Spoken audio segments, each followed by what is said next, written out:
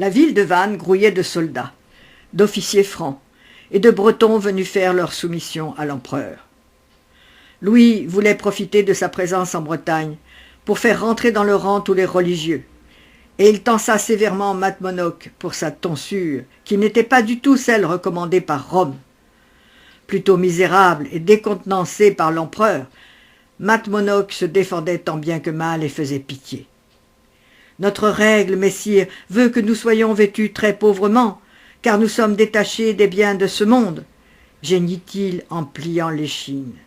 « C'est bien d'être humble, » rétorqua l'empereur qui s'impatientait et fronçait le nez devant les remugles que le religieux dégageait, agenouillé devant lui. « Mais vous appliquerez désormais la règle de saint Benoît. Vous adopterez la tonsure prescrite par Rome, et vous vous soumettrez tous à l'autorité de Tours. Va maintenant. » L'empereur se tourna alors vers Nominoé, resté discrètement à l'écart. Puis, contre toute attente, il se leva pour venir à la rencontre du groupe qui l'entourait. Et soudain, Louis et Nominoé furent seuls. Ils se regardèrent en silence, se jaugeant, se cherchant.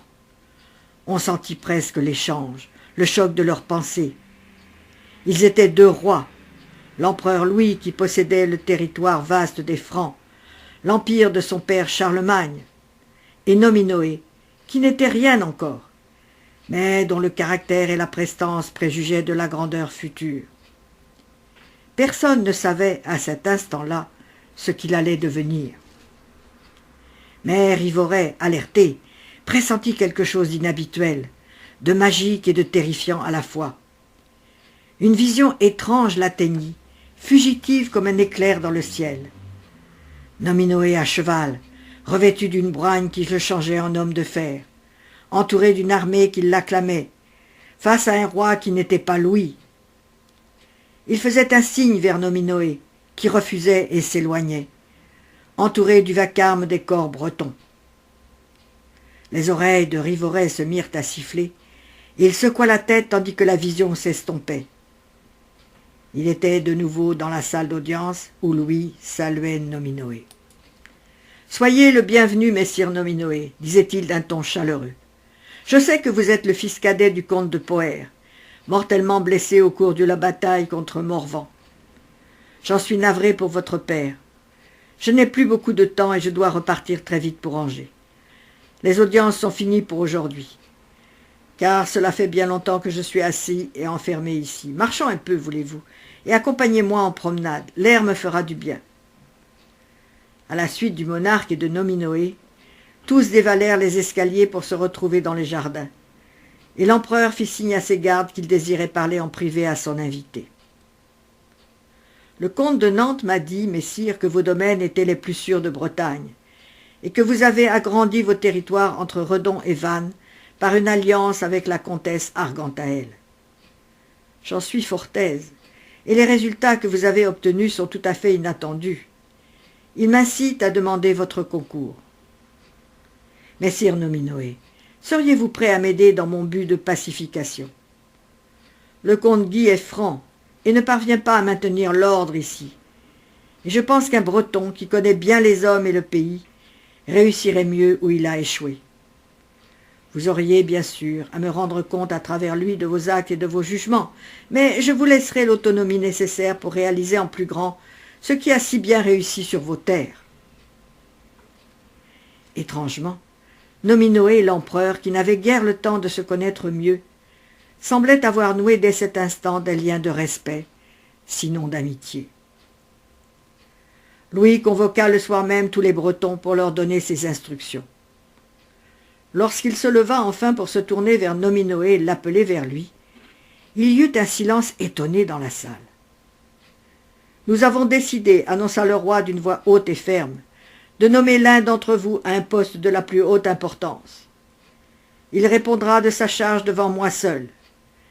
Messire Nominoé, fils de feu le comte de Poher, sera désormais gouverneur de la ville de Vannes, en remplacement du comte Guy. Et je lui laisse toute autorité ici, en mon nom. Approchez, messire. Je vous donne les clés de cette ville. Puis-je compter sur votre loyauté ?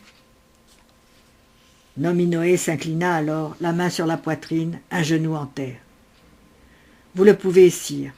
Mon seul but sera de rétablir la paix et la prospérité sur notre terre qui a tant souffert. » Maelkat, interloqué de cette subite élévation, regarda intensément son ami. Comme il semblait seul soudain au milieu de tous.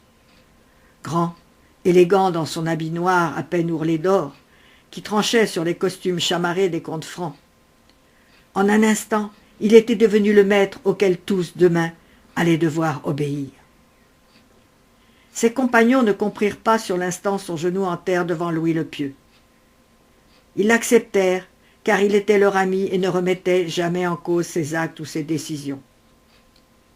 Nominoé ne pouvait leur expliquer ce qui n'était peut-être pas clair pour lui-même, et commandé par l'instinct. Comme Maelkat, ils saluèrent à leur tour celui qui, désormais, allait diriger la cité et leur vie. Bien avant l'aube, Nominoé réveilla ses amis surpris de ce départ précipité. « Levez-vous, tous, nous repartons à Coëtlou. Nous reviendrons demain, ajouta-t-il avec allégerie. La Bretagne peut encore m'attendre un jour. Argantaël, non. » À peine à bas de son cheval, qu'il avait mené à grande allure, il se hâta dans les couloirs de la demeure encore endormie, les serviteurs effarés de son retour si matinal. Argantaël, dans son sommeil, sursauta au pas du maître qui rentrait. Plus tard, beaucoup plus tard, lorsqu'il reposa calmement à son côté, il consentit à expliquer son entrevue avec le roi Louis. « Le roi m'a confié Vannes, mamie. C'est une ouverture pour notre pays. Je dois maintenant apprendre la patience. »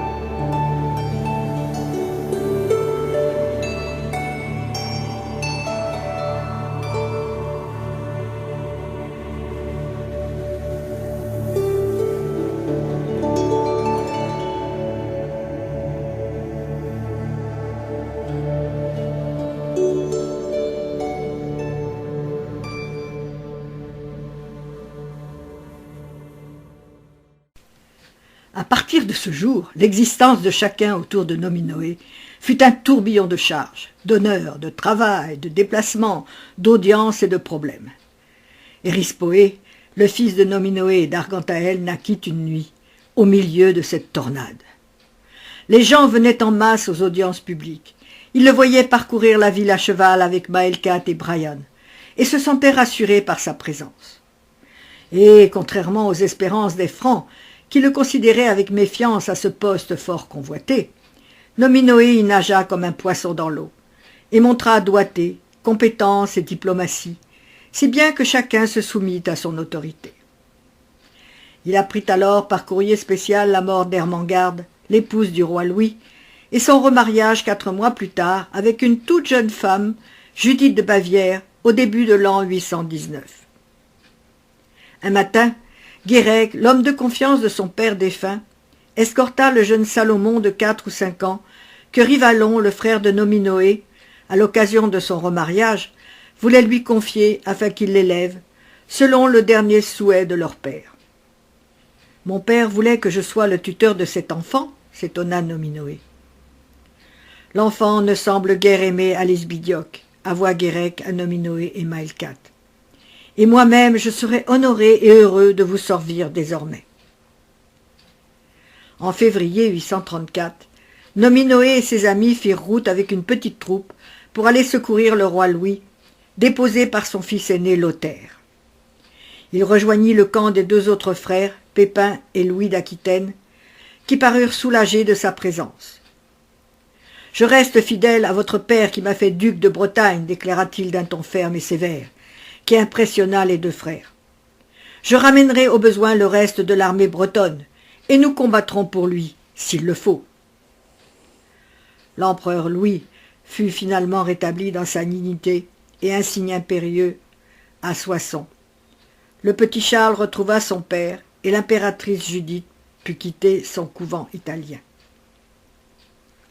Le second fils de Louis, Pépin d'Aquitaine, mourut en décembre 838. Et un ultime partage fut alors fait entre les trois frères restants. Lothaire, Louis le Germanique et le jeune Charles, à qui échut l'ouest de l'Empire et le titre de roi des Francs. En l'an 840, l'empereur Louis mourut. Et dès lors, les trois frères ne cessèrent de se combattre. Jusqu'en 843, le roi Charles venant jusqu'au Mans apaiser les conflits et asseoir son autorité en demandant à Nominoé de renouveler sa fidélité. Après une bataille meurtrière en l'an 841 à Fontenoy, où périrent nombre de Bretons envoyés par Nominoé, et la défaite de Lothaire, un ultime partage fut fait à Verdun en 843.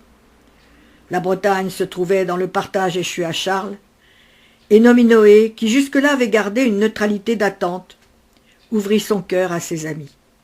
« Je sens que l'heure est proche. Je vais bientôt avoir besoin de la cavalerie. » Il choisit alors de teindre en noir tous les boucliers, d'habiller comme lui ses soldats de noir, et les armées du duc, reconnaissables et précédées de sa bannière noire et blanche, inspirèrent plus d'une fois la terreur dans les rangs des Francs et des Saxons.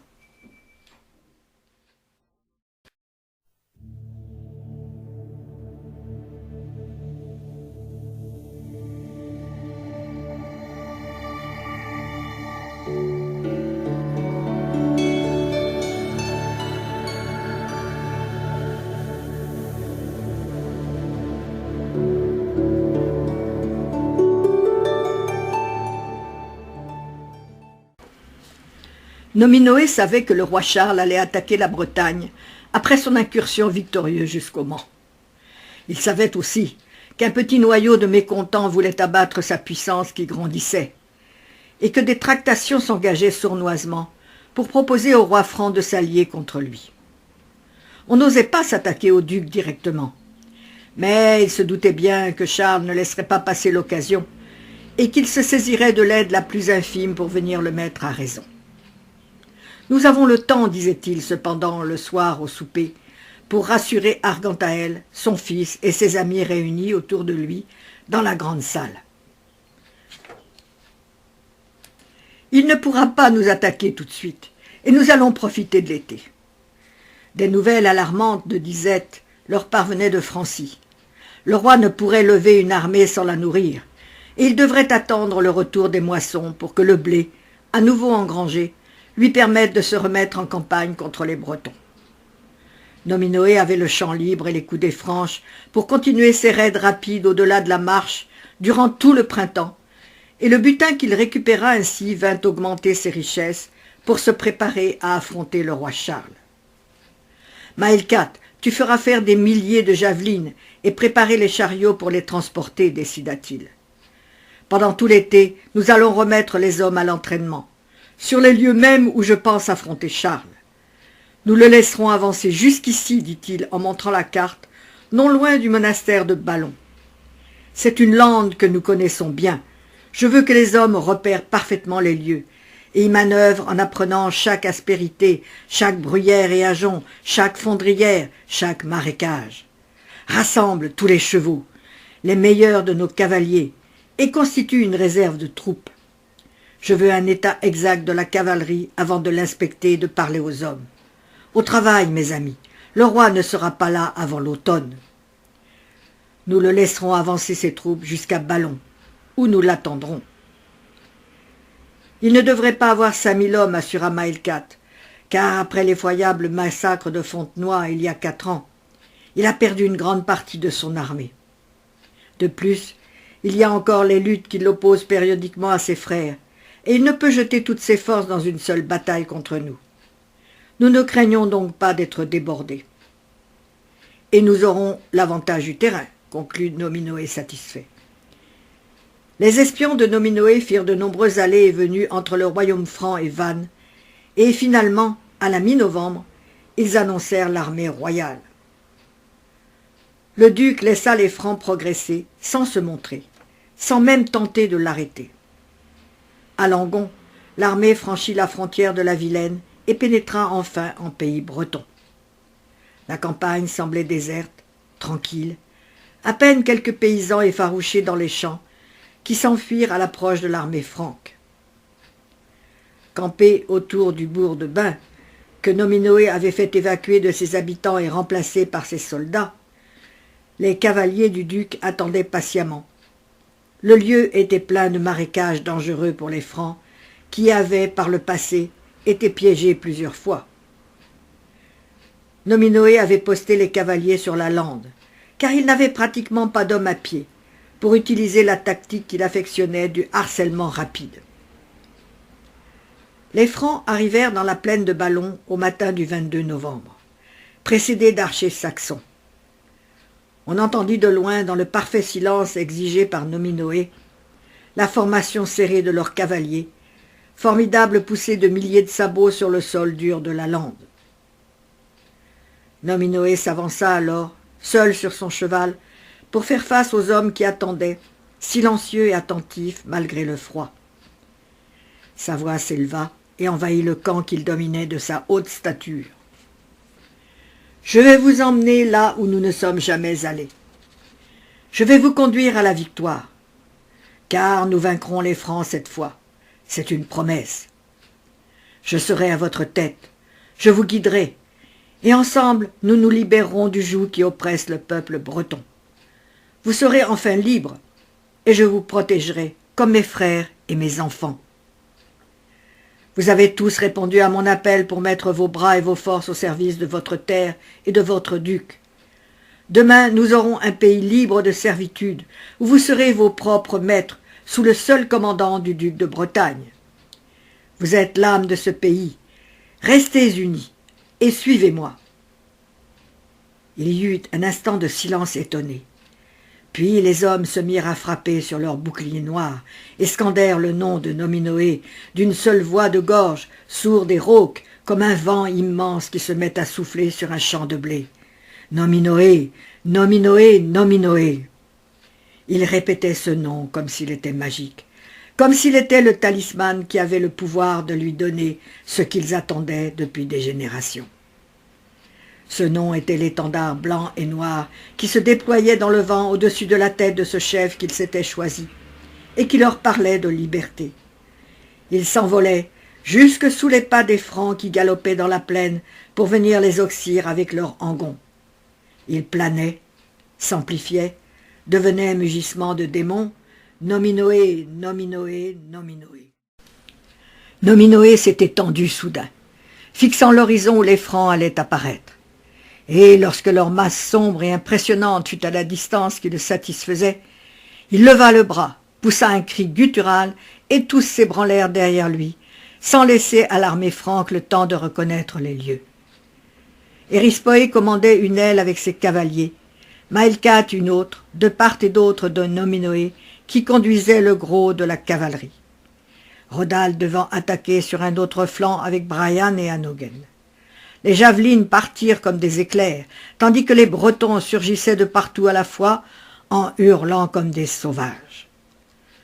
La panique gagna aussitôt les archers saxons qui ne s'attendaient sans doute qu'à rencontrer une petite armée à pied, et non des détachements de cavaliers qui lançaient des charges furieuses et furtives, et ils détalèrent pour aller se réfugier derrière leur cavalerie.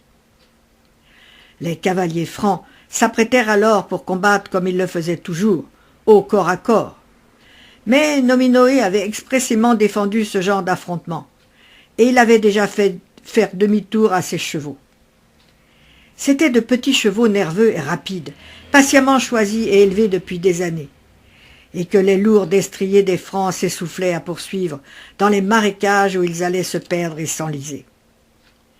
Puis Nominoé commanda le second lancer de javelines, qui vinrent s'abattre sur leurs boucliers avec un bruit d'enfer. Il fit encore volte-face et repartit à nouveau à l'attaque, harcelant sans répit l'adversaire franc, sans jamais l'approcher de trop près, pour éviter les hangons et les épées courtes aux tranchants carrés. Les Francs, désemparés par cette inhabituelle tactique de fuite, de feintes, d'esquives et d'attaques surprises, finirent par s'arrêter pour se former en carré. Un déluge de javelines s'abattit alors tel que leurs boucliers ne purent parer, les transperçant de part en part, jusqu'à ce qu'ils finissent par rompre les rangs et s'éparpiller en petites colonnes faciles à embrocher à bonne distance. À la nuit, ils envoyèrent une bannière blanche pour demander une trêve, que Nominoé accepta, afin de laisser également reposer ses hommes. Revenu dans sa tente, il convoqua tous les officiers chargés du commandement pour analyser les actions de la journée. Et lorsqu'ils furent partis avec leurs ordres, il félicita son fils pour sa bravoure et son endurance. « Tu as été très bien, Erispoé. Veille à toujours garder le contact avec tes hommes et avec Maelkat, Brian, Hanogan et moi-même. Demain, il faudra gagner du terrain et faire une percée plus importante dans les rangs francs. Allez maintenant prendre du repos. Je vais parler aux soldats. » Il vint s'étendre enfin sur sa couche, auprès de Maelkat et de Brian, et s'endormit paisiblement, la tente gardée par le fidèle Guérec, qui en défendait l'accès.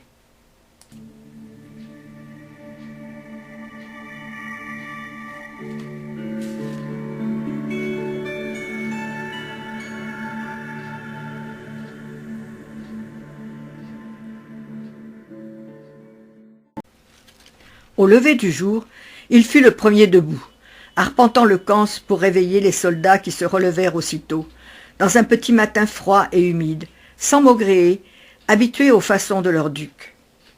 Les Francs ne gagnèrent point de terrain, ne parvinrent jamais à atteindre les cavaliers de Nominoé, s'éparpillant en vain, et s'enrageant de ces attaques éprouvantes qui laissaient de grands vides dans leurs rangs. Les allées et venues incessantes, la tactique énervante du duc les laissait désemparés, inquiets, et ils perdaient pied d'heure en heure. Au soir de ce second jour de combat, les deux camps se replièrent, comme la veille, sur leur position. Au petit matin, Nominoé secoua ses amis le jour à peine levé et leur montra le camp d'en face où les officiers francs s'agglutinaient autour de la tente royale en discutant âprement, attendant sans doute l'ordre de reprise du combat. Nominoé, immobile sur son cheval, impassible et confiant dans la supériorité de ses hommes, attendait, bien en vue devant son camp, comme un dieu statufié. Soudain, un cri fut répété par plusieurs poitrines incrédules et affolées. « Le roi est mort! Le roi est mort !» Nominoé fronça les sourcils, tandis qu'Erispoé, Maelkat, Brian et Hanogan venaient aux ordres. « Avancez au pas, commanda-t-il, tandis que les Bretons se rapprochaient du camp royal, dont les officiers francs sortaient soudain à cheval, suivis bientôt par ceux qui pouvaient encore courir ou marcher, et qui s'enfuyaient inexplicablement, laissant les blessés les mourants sur place. Toute la cavalerie bretonne s'élança et déferla dans le camp des Francs, subitement abandonné. La tente royale était béante et vide, sauf le trésor qui avait été laissé, et Nominoé n'en crut pas ses yeux. Le roi Charles s'était enfui dans la nuit avec son escorte, sans même emporter son trésor de guerre, afin de s'alléger de ne pas donner l'alerte. « Mettez ceci en lieu sûr et acheminez-le vers Vannes. Nous continuons, ordonna Nominoé. Tous s'élancèrent à sa suite, qui galopait à la poursuite des fuyards, et Erispoé se mit à rire en chevauchant au flanc de la monture de son père, car il savait, comme tous les compagnons du duc, qu'il venait de remporter une grande victoire qui allait faire date en Bretagne. Nominoé fit envoyer les prisonniers à Vannes, en longue colonne sous bonne escorte, avec le trésor, tandis qu'il tournait à nouveau sa monture vers la Francie pour emmener l'armée envahir les territoires proches, qui furent aisément soumis jusqu'à la Mayenne. Le roi franc s'étant enfui lâchement devant lui, Nominoé voulait pousser son avantage sans perdre de temps pour soumettre les comtés qui bordaient son territoire, où il laissa quelques contingents de Bretons pour les occuper. Le retour fut triomphal, et le pays, qui avait été prévenu par l'arrivée des prisonniers et du trésor, l'accueillit comme un libérateur. Tous cherchaient à le toucher sur son cheval, et lorsqu'il entra dans Vannes, on se mit soudain à crier « Tas d'Arvro !» Le nom fut répété par des centaines de bouches, tandis que les cloches de l'église cathédrale sonnaient allègrement pour célébrer sa victoire. Pour la première fois, un roi franc venait de perdre contre eux, et leur duc les avait conduits vers la liberté. Dans tout le pays, les cloches sonnèrent à la volée pour annoncer la nouvelle, jusque dans le plus petit hameau. Et ce nom de Tadarvro, père de la patrie, que lui attribuèrent les gens, ses soldats en premier, ne cessa plus de lui être appliqué.